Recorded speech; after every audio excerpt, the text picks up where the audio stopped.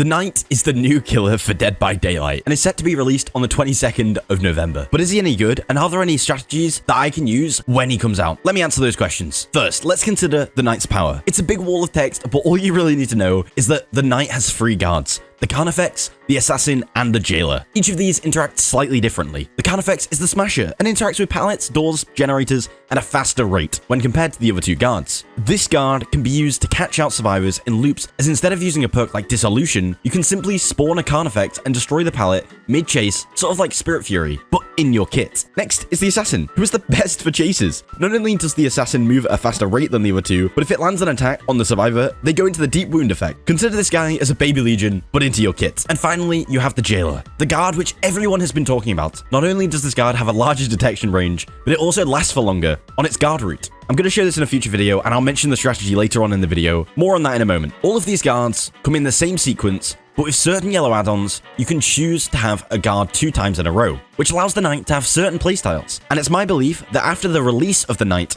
there will be sub-mains of the Knight. And what I mean by this is players will main a certain guard and learn the strategy behind that guard, similar to Sadako with the slugging strat. One strategy that is really good on the Knight is the Instadown mechanic. The way to do this is you need to pair it with one of your guards. It can be any of the 3, and as soon as they land their hit, you need to M1. You kind of have to predict it, but even if you don't predict it, you've still got a window of opportunity to hit them with your M1. It's a really good tech, it works in a few different areas, and I hope you get some success with it. Now, for the last part of the video, let me explain a strategy for each guard in 51 seconds. The Carnifex can be used to decimate pallets, so a fun idea is bringing the Battle Axe Head and the Flint and Steel add-ons to the game, and that riddled the pallets. But with this combination, the pallets will be destroyed while you're still in chase. Go try it out. The Assassin can be used to pressure survivors in chase. So let's use this by using the Treated Blade and the Healing Poultice. The Healing Poultice reveals all of the survivors for 3 seconds if they are further than 36 meters from your position. The strategy here is we can use the first Assassin to find where the survivors are, and then use the second in the chase. Another fun idea here is after a hook,